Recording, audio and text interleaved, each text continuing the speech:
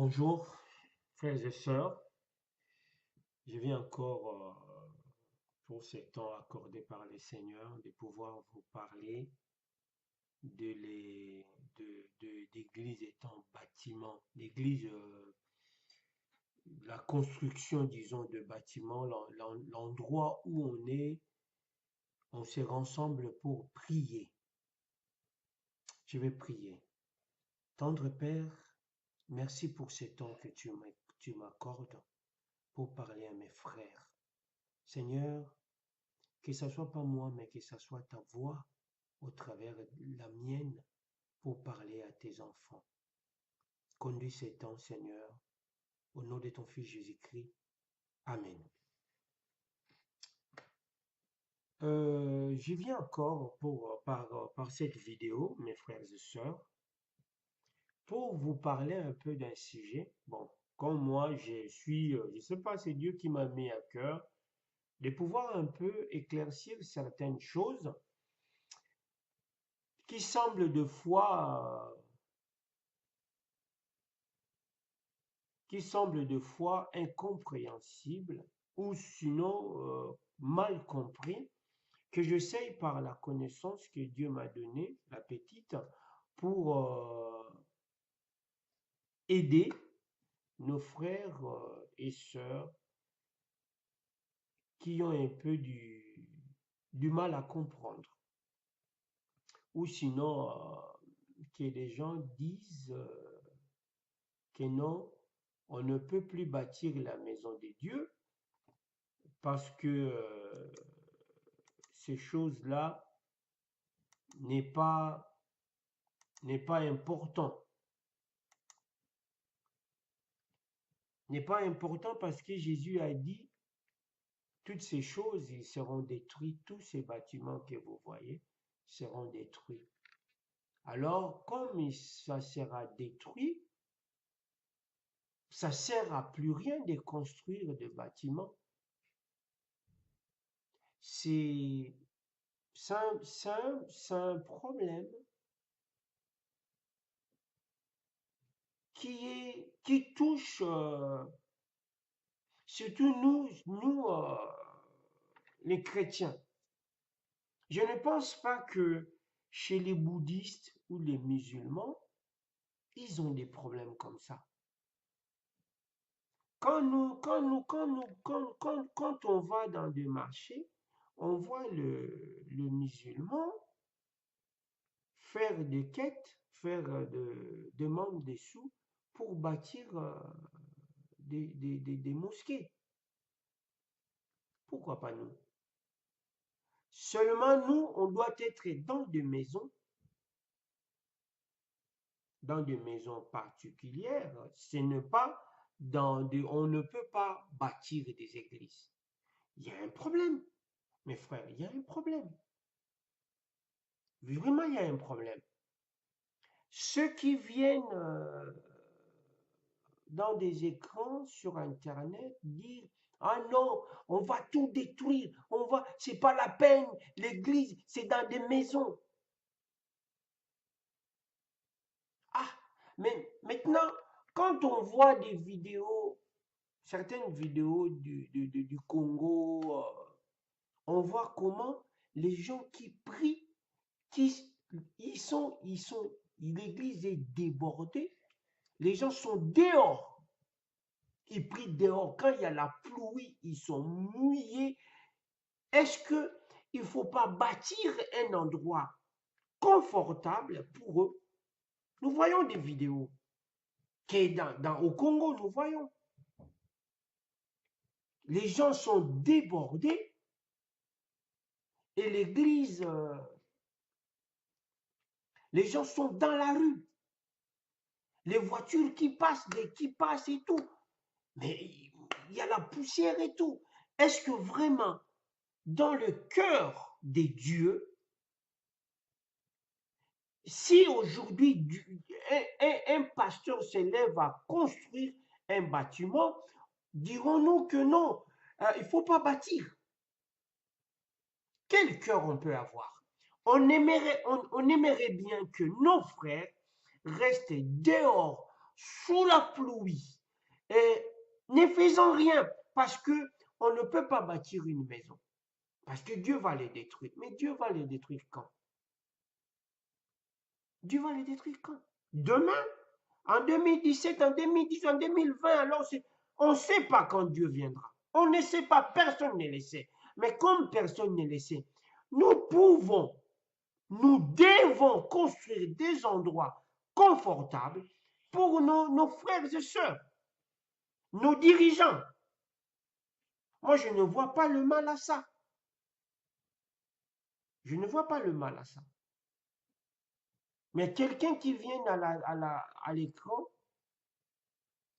on ne peut pas bâtir des maisons de Dieu, on ne peut pas bâtir des églises, ou soit. Mais il y a vraiment, il y a une incompréhension grave parmi nous. On ne sait pas c'est quoi l'église, c'est quoi le bâtiment. Non.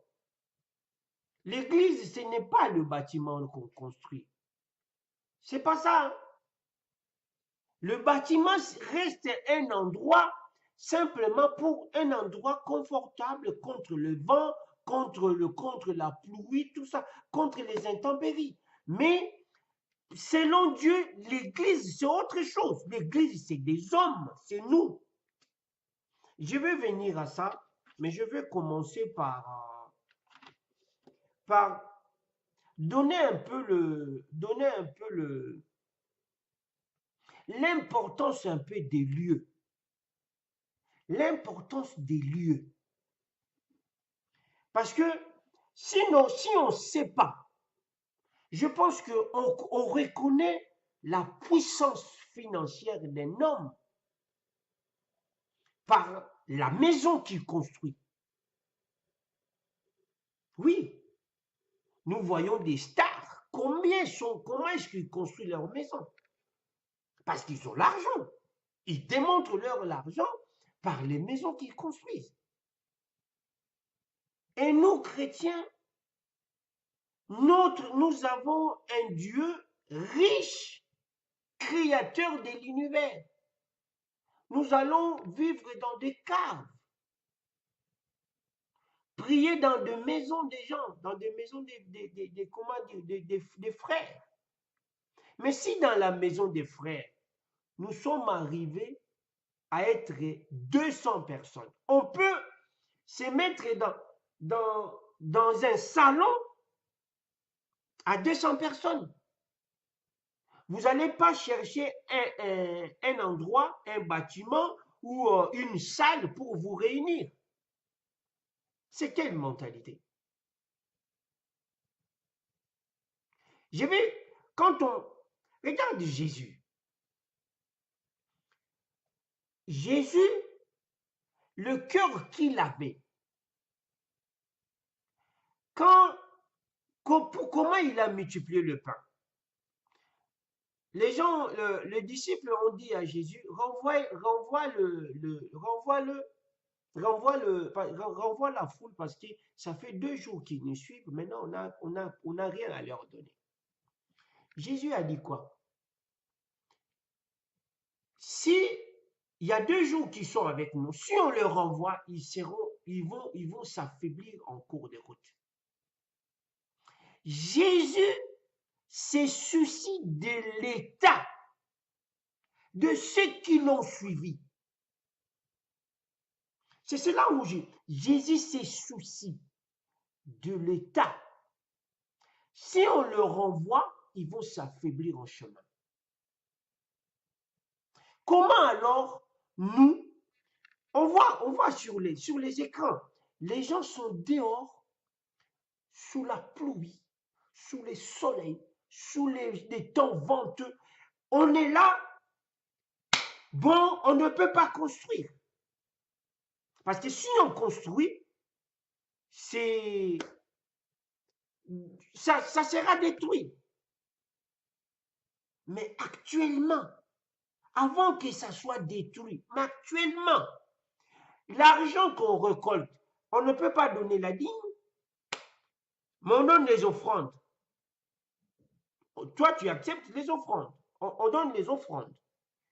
On donne pas la dîme et tout ça. Donc on ne peut pas construire. Nous nous réunissons. Pourquoi? Je vais revenir. C'était comme un sommaire pour pouvoir décortiquer chaque point. Pourquoi on construit? C'est quoi l'importance de construire?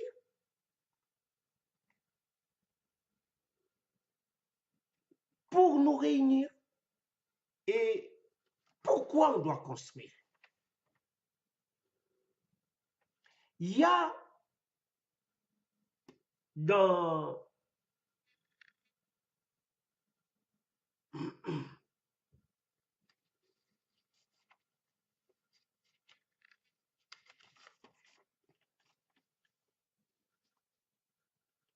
Dieu, dans Genèse 35.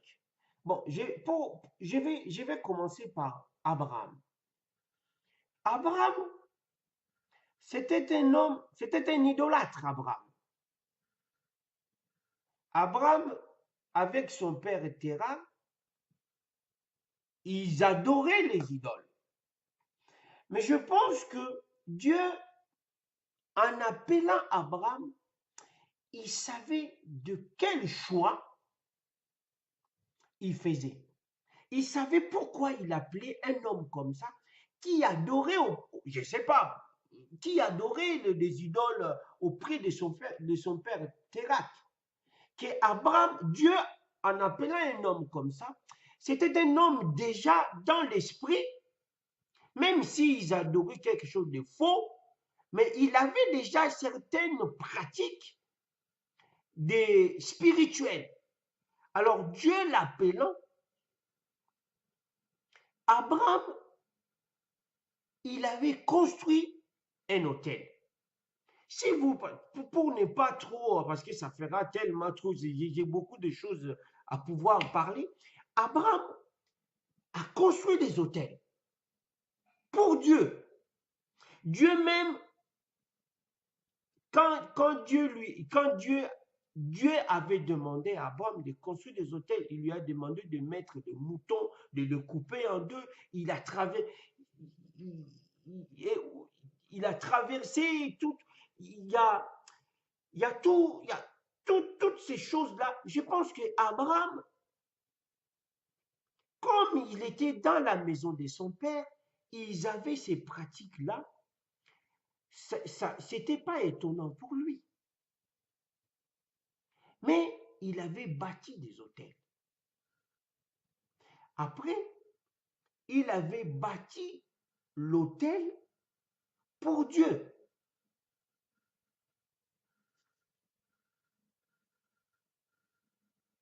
Quand nous voyons, quand Jacob,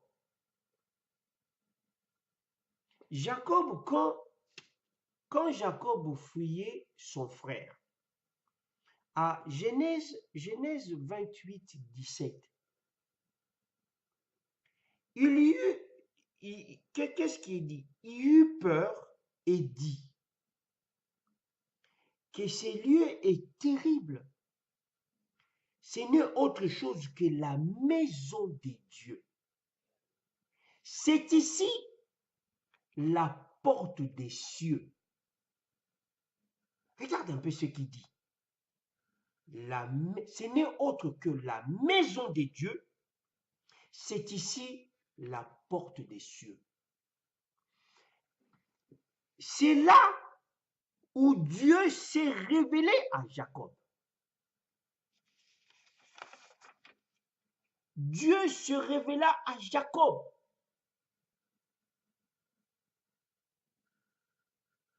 À Bethel. Parce que quand il fouillait,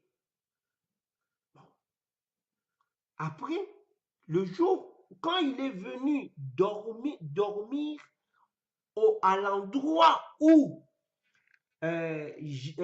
Abraham avait construit un hôtel, il avait érigé un hôtel, et lui, en fouillant, il est venu au même endroit, et Dieu s'est révélé à lui à cet endroit. Il a dit, ces lieux, il eut peur. Il dit que ces lieux est terrible. Ce n'est autre chose que la maison de Dieu.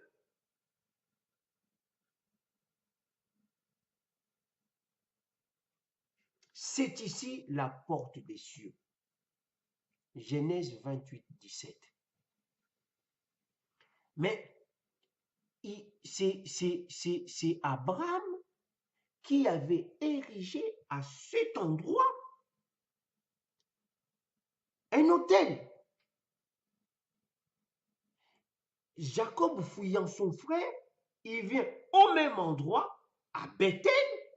Il a passé la nuit. C'est là où il y a eu la révélation avec Dieu.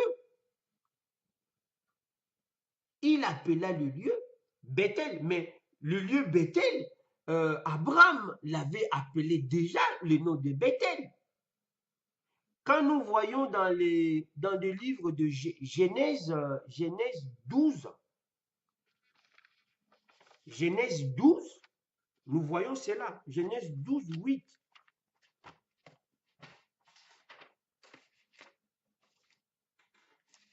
Genèse 12. Puis il leva, ça c'est Abraham, puis il leva le camp pour se rendre dans la montagne à l'est de Bethel et il dressa sa tente entre Bethel entre Bethel à l'ouest et le Haï à l'est.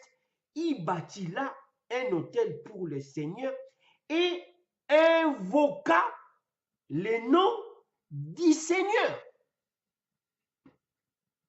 Là, c'est les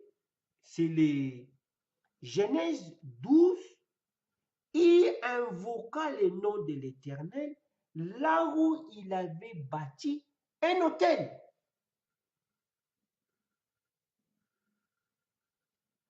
Comment? Et il bâtissait des autels. Et mon frère, j'ai eu à cœur, une fois quand je lisais, il n'y a pas longtemps, quand je lisais je faisais la révision de livres de Genèse, de livres de l'Ancien Testament, je pense que c'est Dieu qui m'a poussé à penser comme cela. Je me demandais pourquoi ces gens, ils construisaient tant d'hôtels. Regarde, il y a un endroit où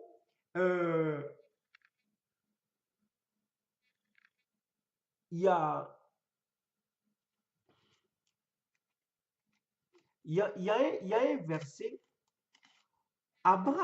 Jacob, il a acheté un terrain. En achetant ces terrains,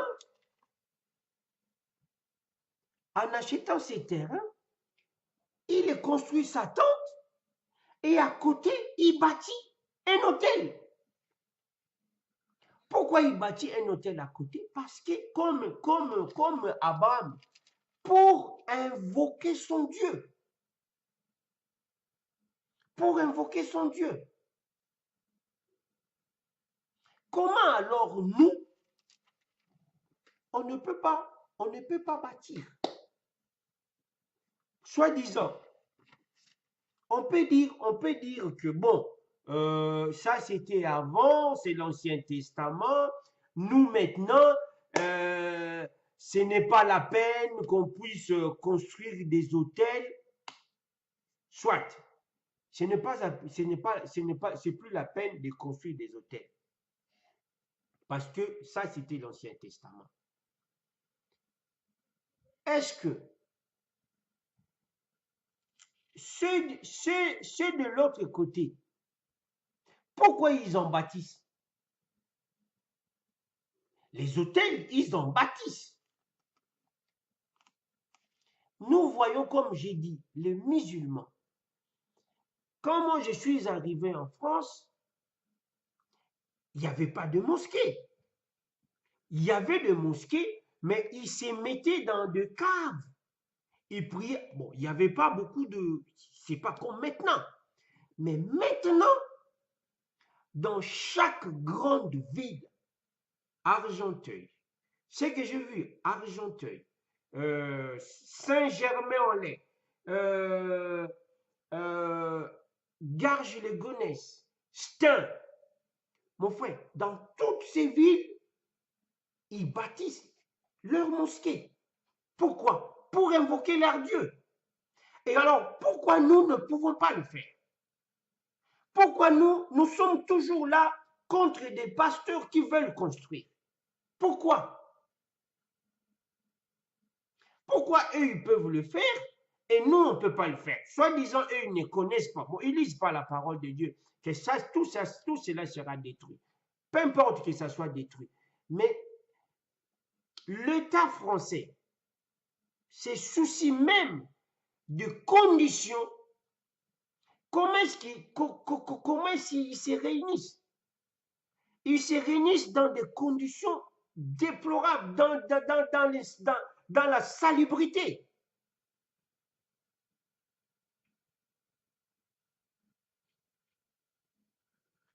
Comment nous, il y a eu à Montreuil, où le toit d'une cave qui s'est effondré, il y a eu un mort ou deux, je ne sais pas. On avait arrêté, on avait fermé les... Du coup, le maire de Montreuil a commencé à fermer les églises de Montreuil, qui sont dans des caves, qui sont...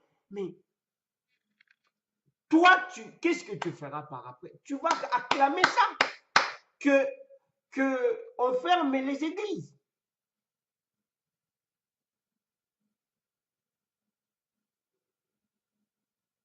Non, si tu t'acclames à ça, si toi tu es là pour dire, si on peut pas, on peut pas prier, on peut pas avoir des endroits bien confortables pour s'asseoir et prier, il y a un problème.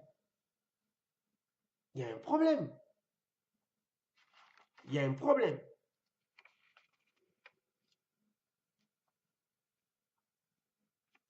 Il y a un problème.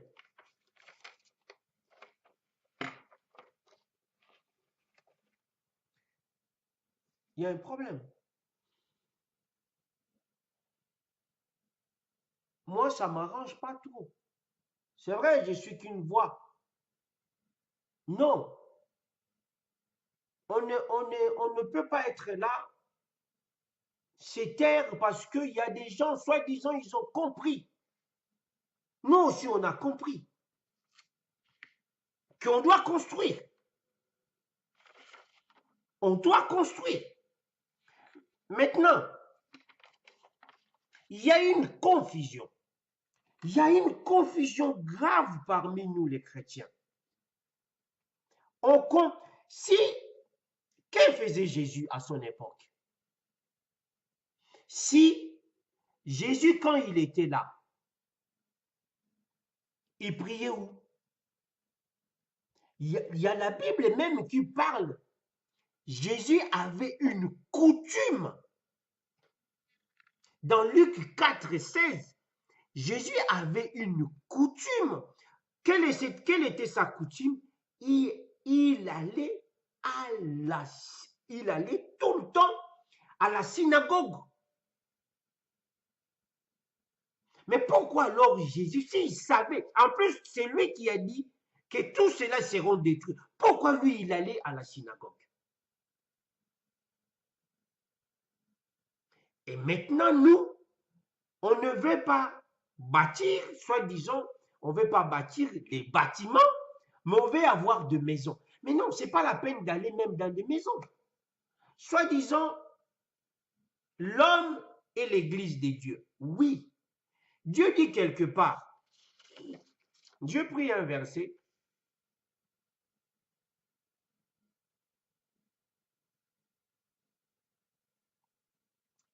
Acte 7, 49.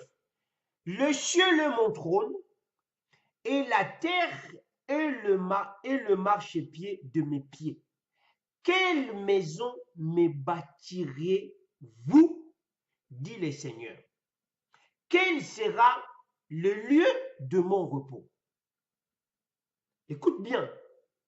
Acte 7, 49.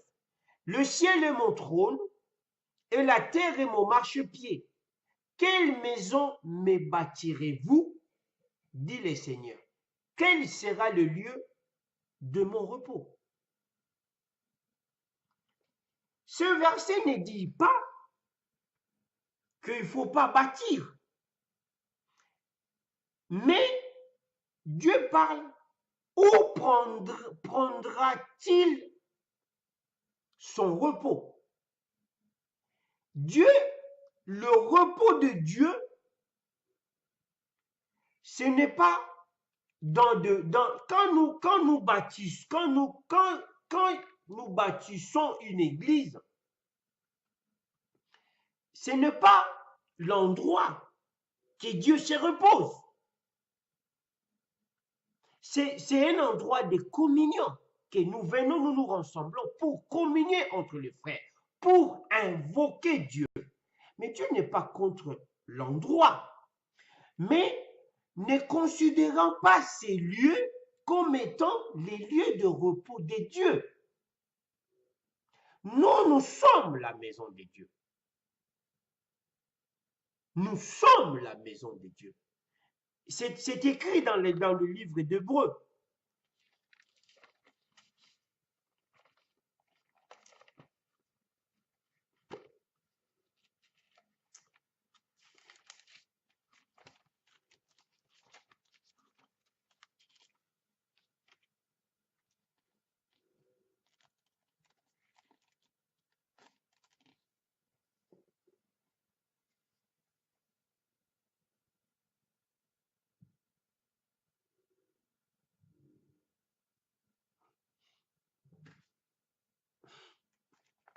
C'est écrit dans le livre d'Hébreux.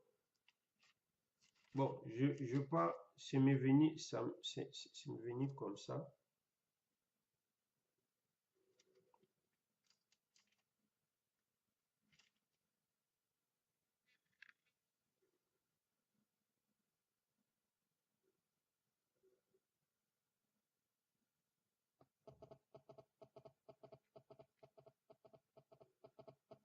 Ouais.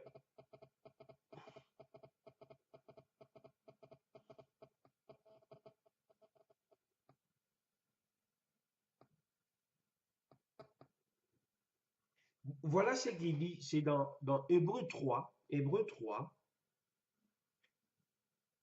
C'est pourquoi, bon, je commence un peu plus loin.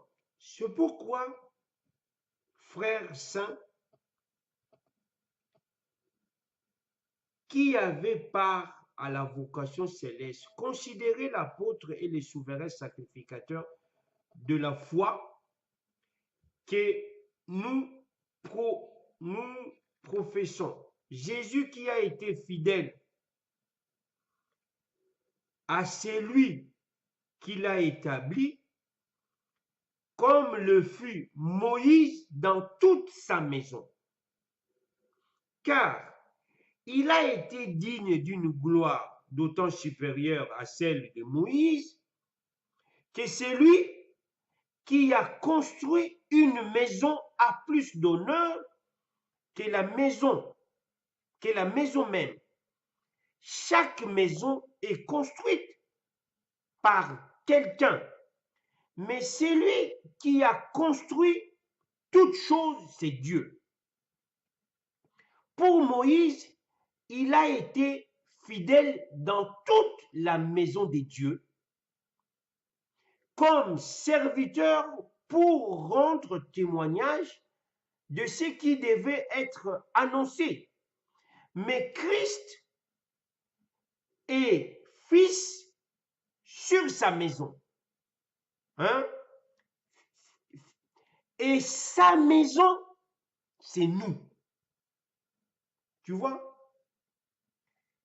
Christ l'est comme fils sur sa maison. Et sa maison, c'est nous.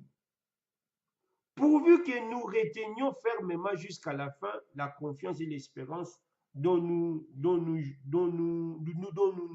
glorifions. Donc, Nous sommes la maison de Dieu. Mais cela ne met pas des pouvoirs construire là où nous nous communions.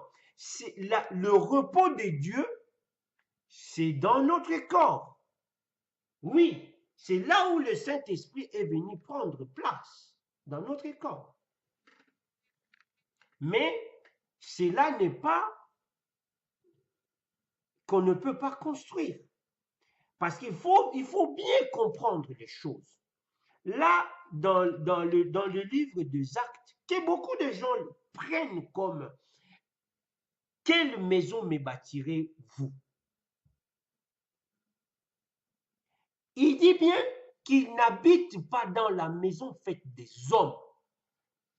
Habiter, c'est venir prendre place, venir prendre son trône. Dieu est venu dans notre vie, dans notre cœur. Il a pris place en nous.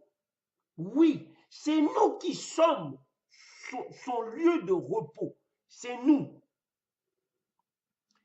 Il dit, quel sera le lieu de mon repos?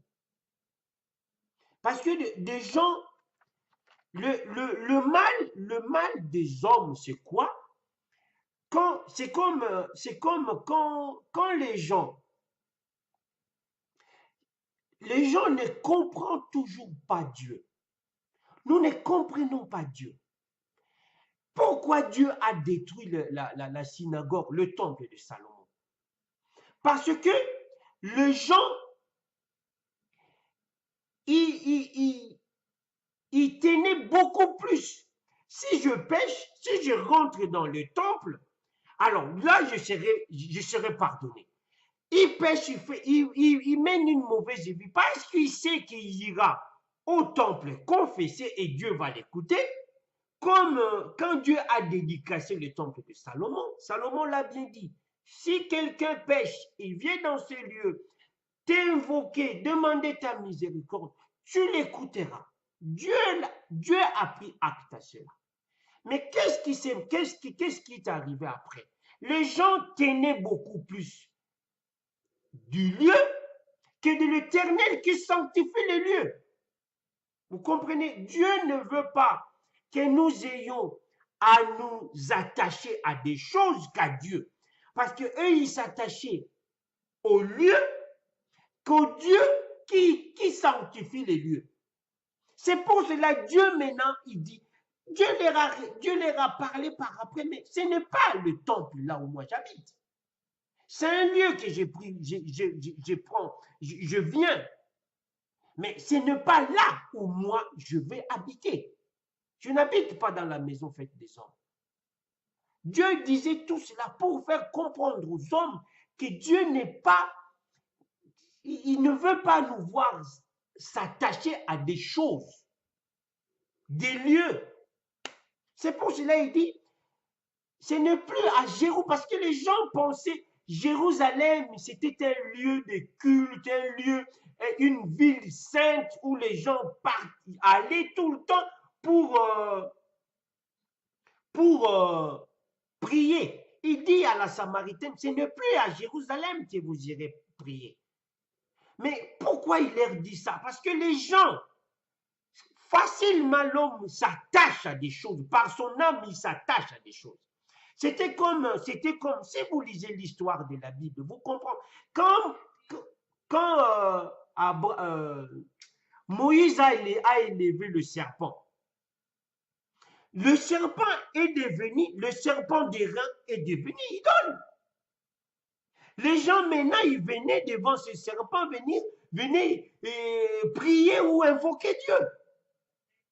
Mais non. C'est cela maintenant qui rend Dieu, parce que l'homme ne comprend toujours pas que Dieu est esprit. Dieu ne peut pas s'attacher à des choses matérielles. Dieu ne s'attache pas à des choses matérielles. Mais ce n'est pas la raison que nous ne pouvons pas bâtir une maison pour nous. Ce n'est pas une maison que nous sommes là simplement pour, comment dire, pour que Dieu viendra habiter dans ces maisons. Non, non. Dieu est en nous, c'est pour nous réunir. Mais ça ne met pas de ne pas construire.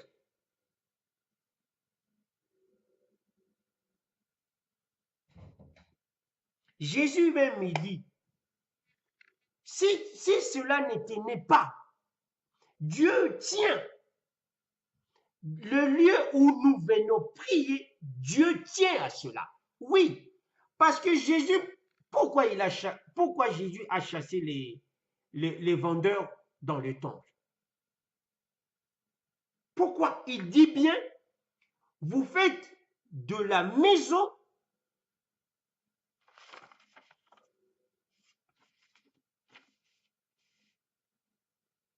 dans Jean, comment c'était quoi encore? Dans Luc,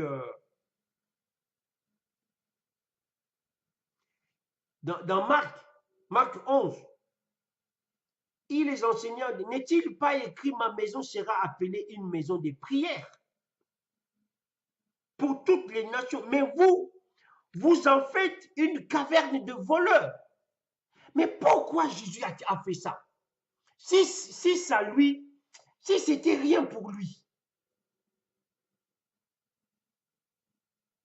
si vraiment Jésus-Christ n'était pas au lieu où nous venons prier, il ne pouvait pas faire ça. S'il y a eu des désordres, comme il pouvait laisser. Mais Jésus tient à cela. Jésus tient que le lieu où nous venons prier, invoquer Dieu, nous devons en prendre soin. Nous ne devons pas faire tous les trafics déshonorants Dieu. Dieu dit à Moïse, le lieu où tu foules est un lieu saint. Pourquoi? Parce qu'il est venu là. Il a dit, enlève tes choses, enlève tes sandales. Le lieu où tu te trouves, c'est un lieu saint. Il faut respecter ces lieux. Je ne sais pas pourquoi il lui a fait enlever. Je ne sais pas. Est-ce que ces sandales étaient sales, qui ne devaient pas rentrer dans ces lieux? Mais il y a des églises qui en ont fait une doctrine. Beaucoup. Il y a des religions qui en ont fait une doctrine. Quand on rentre dans le lieu de prière, on doit enlever les chaussures. Mon frère, les gens s'attachent à des choses pour ne pas comprendre. C'est ça. Les gens s'attachent à des choses pour ne pas comprendre.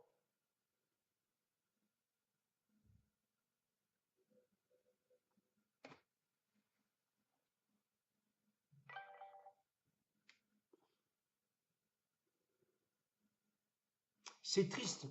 C'est vraiment triste. C'est vraiment triste. C'est vraiment triste. Mais bon, malheureusement, c'est ce qui s'est fait, c'est ce qui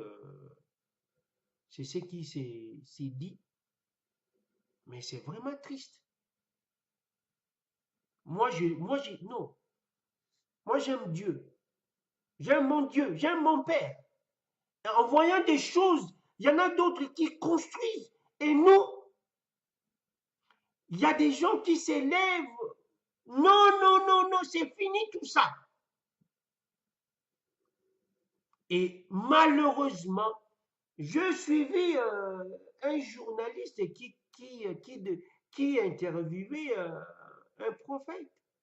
Il a dit, mais nous, on nous enseigne qu'il n'y a plus question d'église. Alors moi, je ne vais plus à l'église, je reste à la maison parce que Dieu n'est pas dans ces bâtiments. Regarde, parce que c'est quelqu'un qui ne connaît pas trop, il va... Alors, on lui dit, non, il ne faut pas aller à l'église.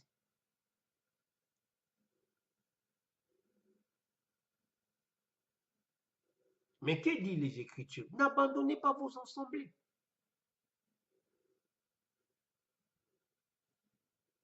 Mais l'assemblée, là, c'est quoi? C'est là où nous nous réunissons. Hein? C'est là où nous nous réunissons. Alors, il faut savoir, parce que les gens disent l'église de la maison. Oui, parce que Paul le dit. Paul le dit. Il écrit aux Romains, l'ensemble qui se réunit dans leur maison. Là, ça donne dans Romains 16, 5, dans 1 Corinthiens 16, 19, Colossiens 4, 16, Philémon 1 et 2. Il faut comprendre, c'est là où est né les cellules de maison. Là où nous venons, nous nous rassemblons. Mais quand nous sommes dans une grande ville, ça n'exclut pas que nous ayons un endroit où nous venons prier. Ça n'exclut pas cela. La Bible ne dit pas cela. Quand nous voyons pourquoi la Bible ne dit pas, l'ange qui révélait l'Apocalypse à Jean n'a pas dit l'église qui est dans la maison de Sardes. Non, il a dit l'église de Sardes, écrit à l'ange de l'église de Sardes, de Laodicée, de Philadelphie. Il y avait cette église dans le livre d'Apocalypse. Mais là, pourquoi il n'a pas dit l'église des maisons?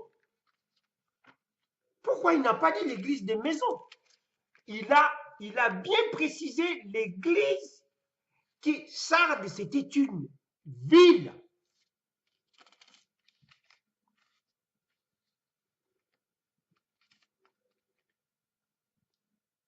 À l'ange de l'église de Thyatire, écrit à l'ange de l'église des Sardes, à l'ange de l'église de Philadelphie,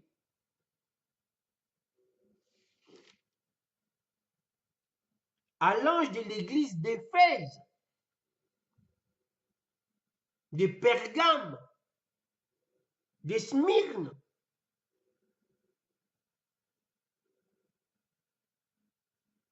Un jour, si Dieu me permet, on va détailler tout ça pour un peu faire comprendre aux gens. C'est quoi tout ça?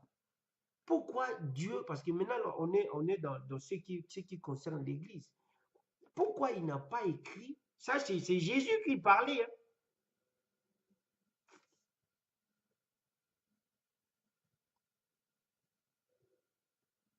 Il dit, pourquoi il n'a pas dit la maison de Sardes, la maison de Philadelphie, la maison de Smyrne, la maison de Pergame, la maison de Laodicée? Pourquoi il n'a pas dit ça? Non.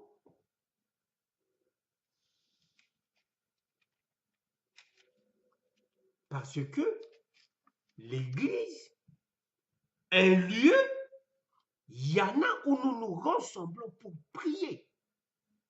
Tous les, comment dire, tous les apôtres, ils l'ont fait.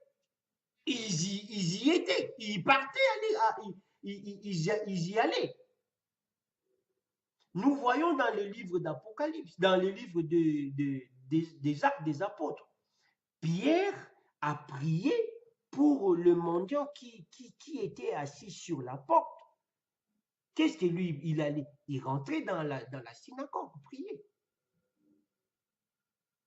Il rentrait dans la synagogue.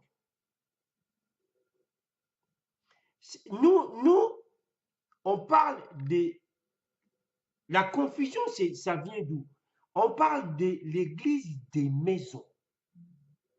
Mais on oublie qu'il y avait la synagogue. C'est ce que nous avons dans la Bible, ça s'est passé où?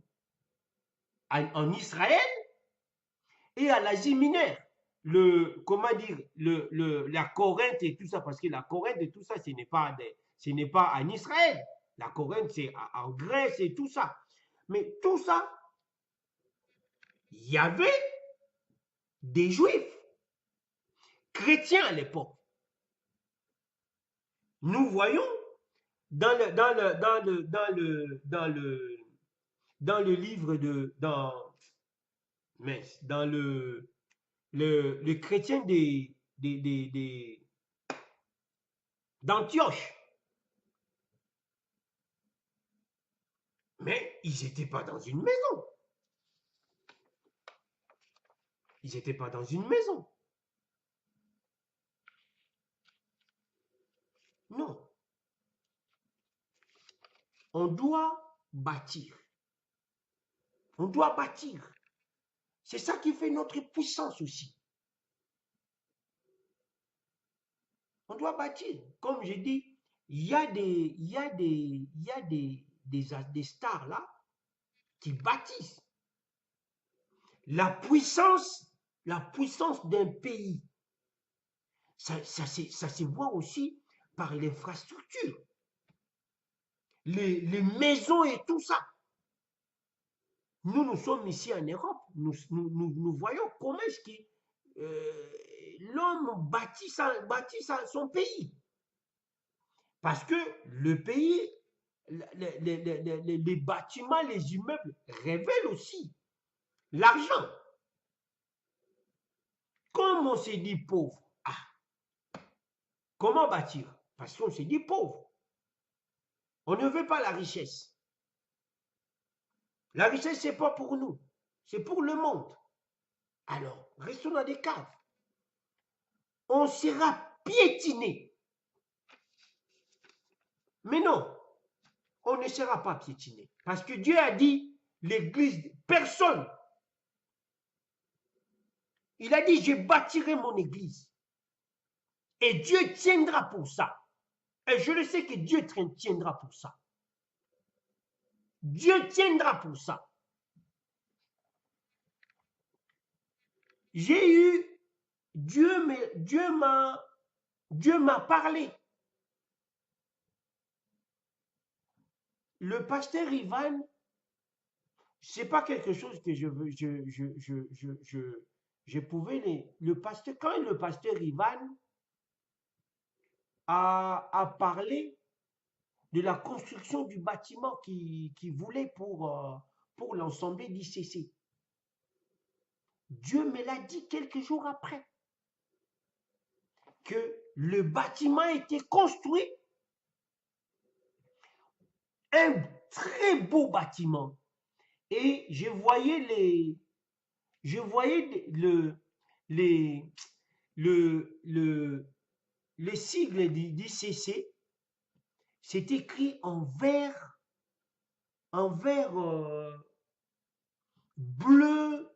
bleu ciel. Vraiment, quand tu regardes cela, dans tout le mur, c'était ICC. Un beau bâtiment. Donc, quand tu vois le bâtiment avec les sigles d'ICC, c'était très beau. Et c'est que moi, jusqu'alors, je n'ai pas compris. Mais la maison, le bâtiment le bâtiment était construit par du flocon d'avoine. Il y avait comment dire, les grues, tout ça qui bâtissait, qui faisait qui faisait le béton. Le béton était du flocon d'avoine. Donc, le bâtiment d'ICC on construisait avec du flocon d'avoine. Jusqu'alors, j'ai demandé à Dieu pourquoi du flocon d'avoine. Il ne me l'a jamais révélé. Mais je sais que ce bâtiment sera construit. Que les gens s'élèvent ou pas, ce bâtiment sera. Quand le pasteur Ivan a parlé de 1000 piliers, quelques jours après, j'étais j'étais pas encore à ICC.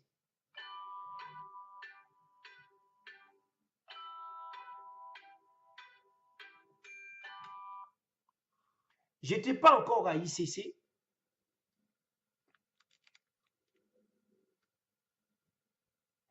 Et Dieu me l'a révélé. Dieu me l'a révélé.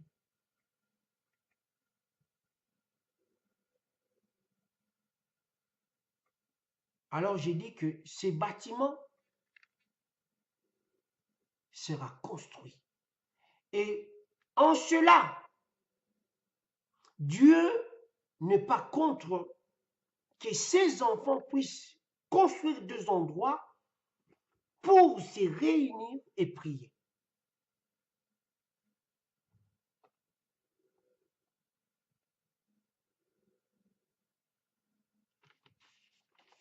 Il ne faut jamais confondre la maison, la synagogue. Il ne faut jamais confondre ça. Il ne faut jamais confondre ça. Là, nous confondons beaucoup. Quand nous lisons dans Acte 5, 42, il ne cessait tous les jours d'enseigner et d'annoncer Jésus-Christ, Jésus comme le Christ, dans le temple et de maison en maison. Voyez un peu là. Acte 5, 42. Il ne cessait tous les jours d'enseigner qui? Les disciples.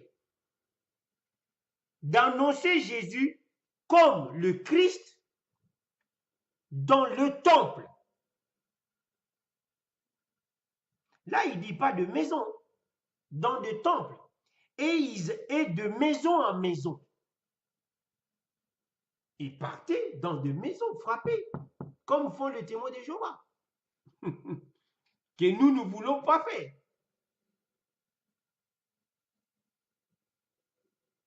Donc, ça, c'est question de ne pas comprendre, de ne pas, il n'y a pas de communion en Christ pour comprendre c'est quoi la volonté de Dieu.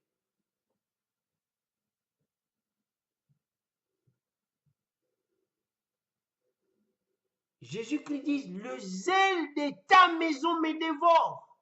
C'était quoi? C'était une prophétie. Le zèle de ta maison me dévore. Mais quand il a dit ça, c'était quoi? Quand il a chassé les gens du temple. Pourquoi il les a chassés? Si c'était pour lui, c'était rien.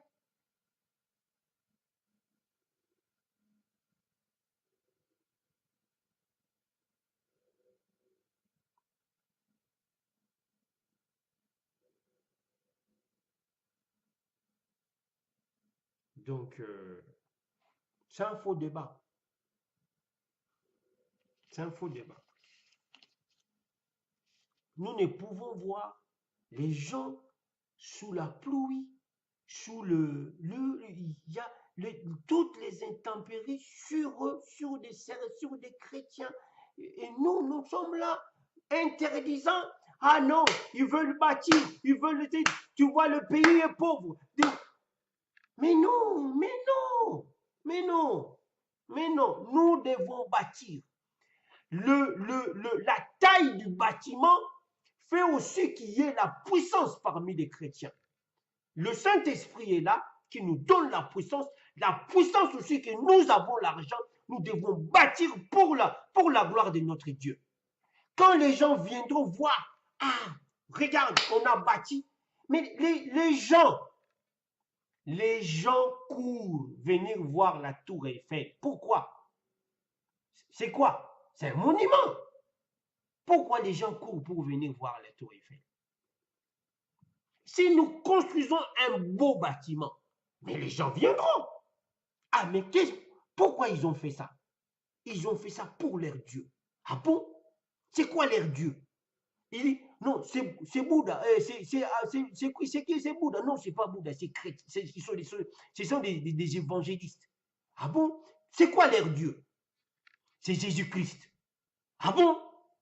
Oui, c'est un témoignage. C'est un témoignage.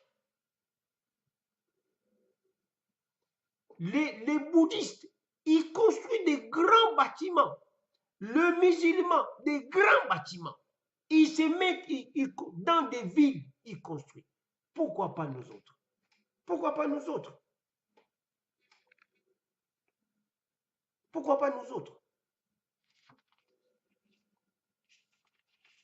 Pourquoi pas nous autres?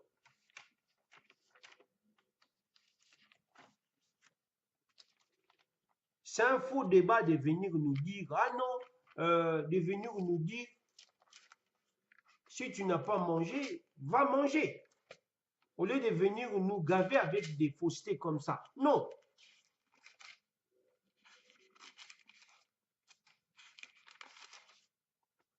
Regarde, c'est Malachie 3. Malachie 3. Les versets là les gens connaissent, Malachie 3. Le verset où comment dire, dans le chapitre sur la dîme, que Dieu dit que vous me volez. Malachie 3, 10. Apportez toute la dîme au trésor.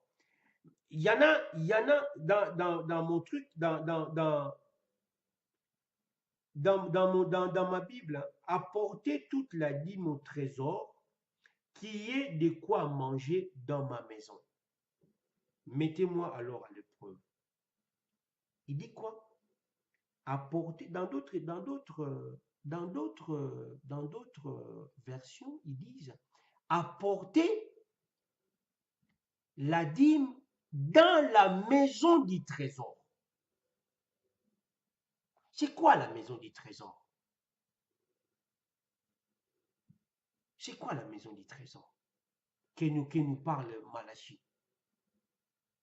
Là où les gens s'est rassemblés. Là où les gens s'est rassemblés. Là où les gens s'est rassemblés. Voyons, pour ne pas passer dans Luc 7, je pense que je vais m'arrêter là, parce que c'est un verset que j'ai dans Luc 7, 2, 5, le verset du centenier. Il y a quelque chose des fois qui peut vous passer inaperçu aux gens. Dans Luc 7, 2, 5, voilà ce qu'il nous dit là. 5. Un centurion, donc un centenier selon mon truc, avait une esclave malade qui était sur le point de mourir, qui lui était très cher. Il a entendu parler de Jésus et lui envoya quelques anciens des Juifs pour lui demander de venir sauver son esclave. Voyons maintenant ce qu'ils disent. Ils arrivèrent auprès de Jésus, le supplièrent. Donc, comment dire, les Juifs qui suppliaient Jésus pour le centurion, c'est un Romain, d'une manière pressante en disant, il est digne que tu lui accordes cela. Écoute bien. Il aime notre nation, c'est lui qui a construit notre synagogue. Le centurion a construit une synagogue pour les Juifs. Jésus-Christ a dit quoi? Jésus-Christ est parti. Jésus-Christ est parti. Jésus-Christ a dit quoi là? Jésus s'en alla avec eux. Mais regarde, c'est un étranger. Quand il y a eu la femme syrophénicienne qui voulait que Jésus puisse les guérir, est-ce que Jésus a dit qu'il allait vers lui? Non. Non. Mais là, on lui a donné un témoignage. Cet homme a construit une synagogue pour les Juifs. Jésus-Christ a dit non, que je n'irai pas, c'est un étranger. Non, il est parti.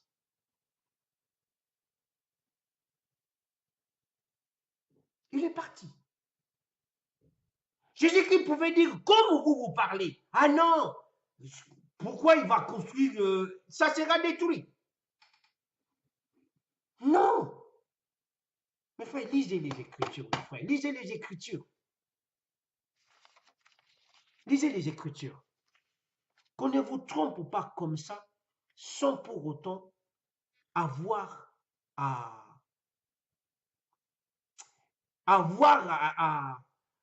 seul à tenir vraiment la parole, à s'imprégner de la parole.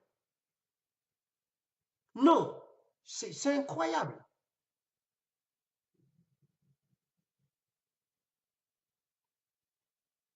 Jésus est parti.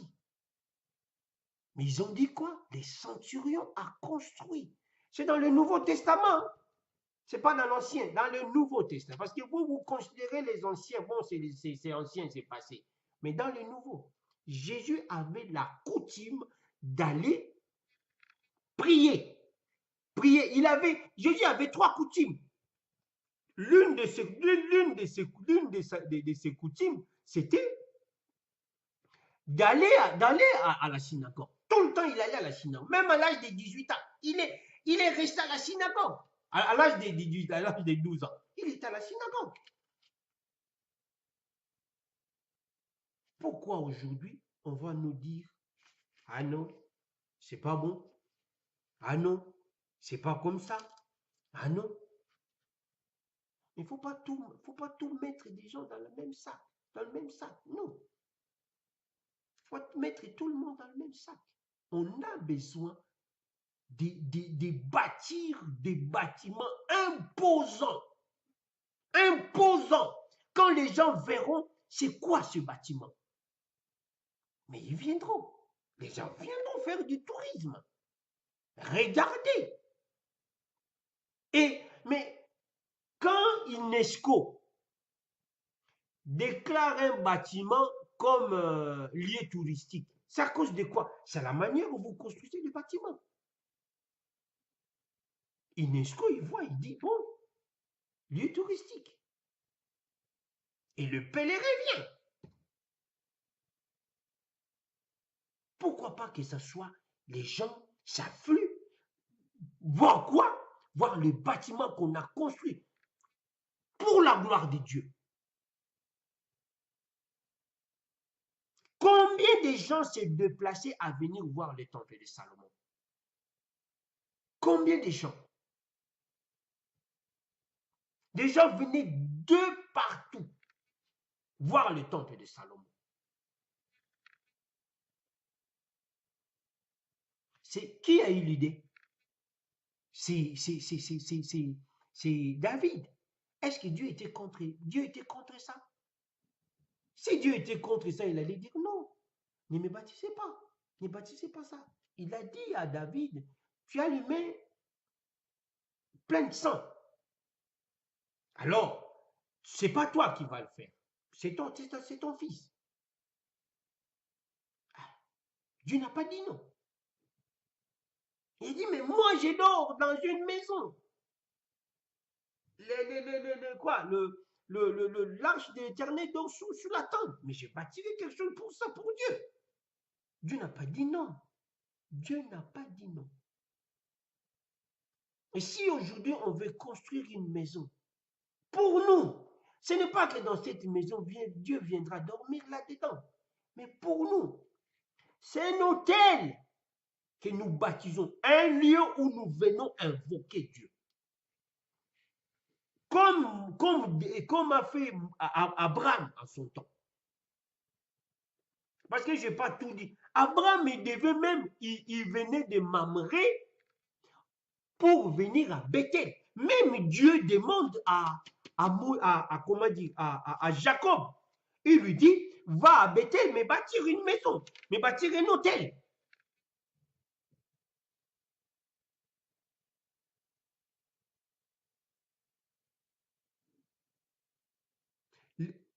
Genèse 35, lève-toi, monte à Bethel et habite là. Fais-y un autel au Dieu qui t'a paru. Comme comme tu t'enfouillais devant la face d'Ésaïe, ton frère. Mais il lui a dit quoi? Va bâtir l'autel.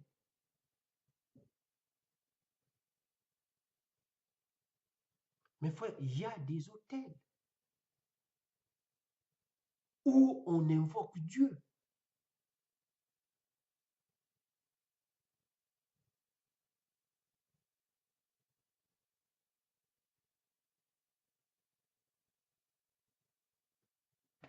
N'est-il pas écrit? N'est-il pas écrit? Ma maison sera appelée une maison de prière.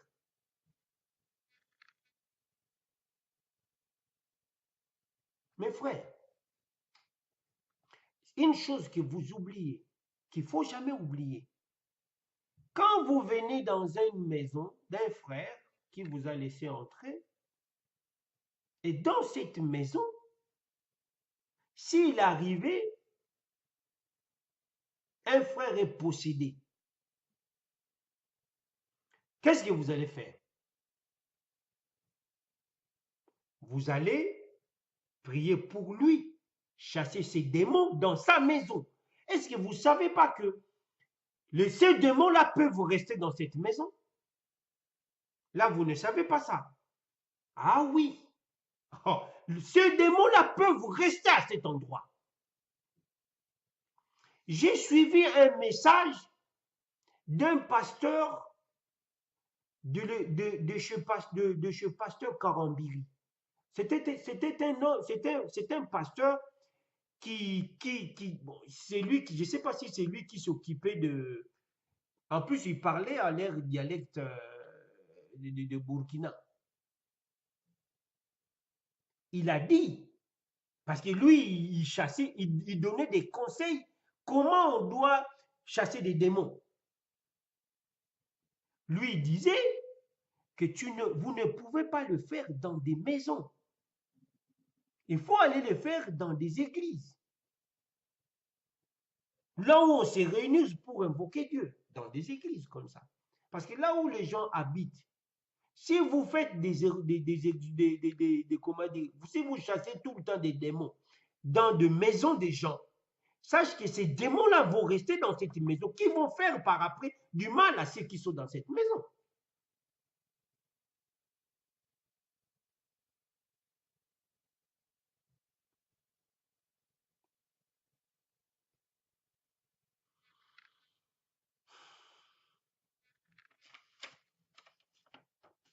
On doit construire pour Dieu. Ah oui, on doit construire pour Dieu.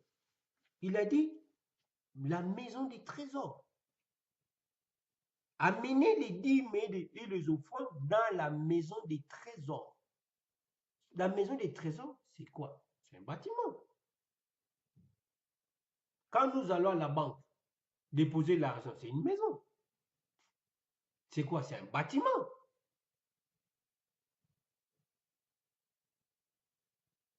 Mais tout cela, Dieu ne tient pas compte de ça.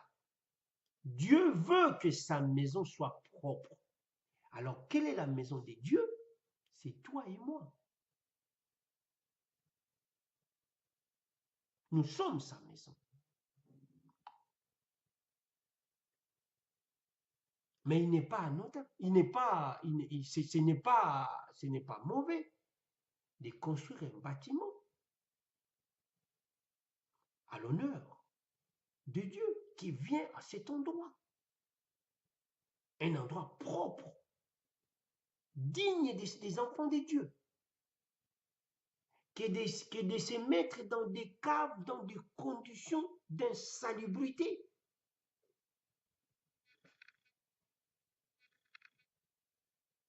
Et nous disons que nous croyons. Je me demande pourquoi les gens s'élèvent autant contre les choses de Dieu. Parce qu'ils laissent la porte au nez à l'ennemi.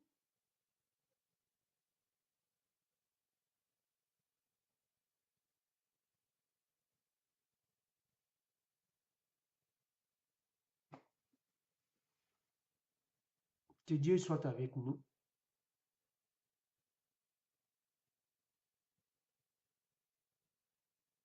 Vraiment, il faut revoir nos pensées. Dieu a besoin de nous. Dieu va nous utiliser. Comme je vous ai dit que Jésus-Christ se soucie de serviteurs de ceux-là qui les suivaient, qui devaient manger par après. Est-ce qu'aujourd'hui, vraiment, les gens qui sont dans des conditions d'insalubrité, où il n'y a pas l'eau coulante, où il n'y a pas, dans des conditions pas bien, nous sommes là à louer, à louer, à louer. Mais il viendra avec le temps, avec le moment où, le pasteur Karambiri l'a dit, le temps viendra où les gens ne vous donneront, ça sera tous les lieux publics, on ne les donnera plus à l'église. Mais si vous n'avez pas acheté, vous serez dans des maisons. Quand vous priez, quand vous chantez, vous dérangez les voisins. Qu'est-ce qu'ils diront les voisins? Ils ne vont pas appeler les flics. Mais oui, parce que vous dérangez. Mieux vaut être dans un endroit où vous êtes tranquille. Personne ne vient vous dire pourquoi vous priez. Oui, le mal à ça. Est-ce que Dieu serait content vraiment de vous voir, vous prier, les flics qui viennent à la maison pour vous déguerpir, pour vous chasser?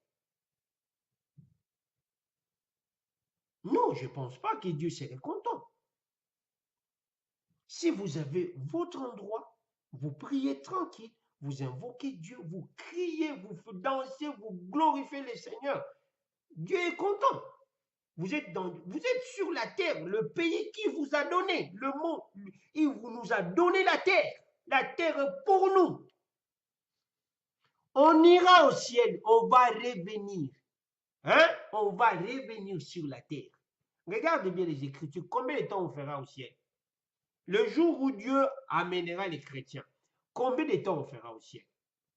Nous oublions beaucoup, hein? On fera peu de temps, 7 ans, après on revient sur la terre. Bon. C'est pour cela, ce n'est pas maintenant. Ce n'est pas maintenant.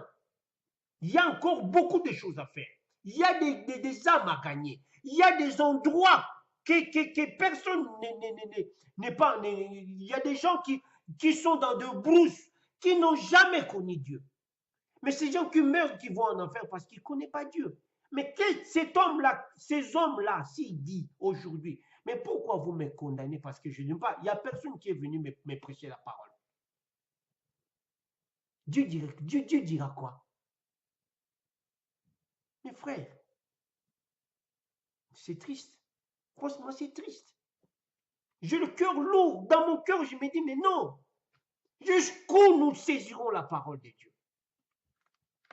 Jusqu'où nous saisirons la véritable parole de Dieu?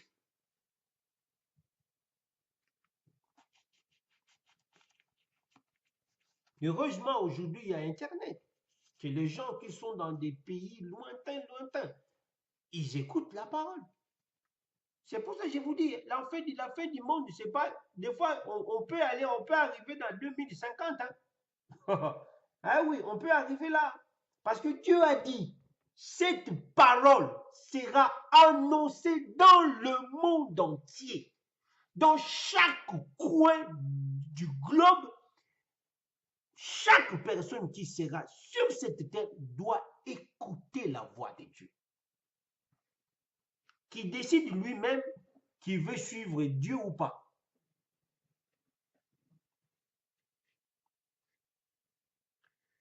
Que Dieu nous bénisse. Je vais prier. Tendre Père, je te dis merci pour ce temps que tu m'as accordé. Que ceci vraiment puisse toucher tes enfants, Père. Au nom de ton Fils Jésus-Christ. Amen. Je vais prier pour toi qui ne connais pas Dieu, qui tu as suivi ces gens. Tendre Père, Merci pour cette parole que je viens d'écouter de la part de ton serviteur. Que ceci, je viens te dire, pardonne-moi, car je ne connaissais pas ces choses. Je ne connaissais pas ta parole. Pardonne-moi, Père. Pardonne mes péchés. Pardonne mes manquements, Père. Je viens auprès de toi au travers de Jésus-Christ mort à la croix. Prends-moi avec toi par Jésus-Christ, à l'aide par le Saint-Esprit. Pardonne mes péchés. Gloire te soit rendue, Père. Au nom de ton Fils Jésus-Christ. Amen. C'est votre frère Franklin. Ciao. À la prochaine.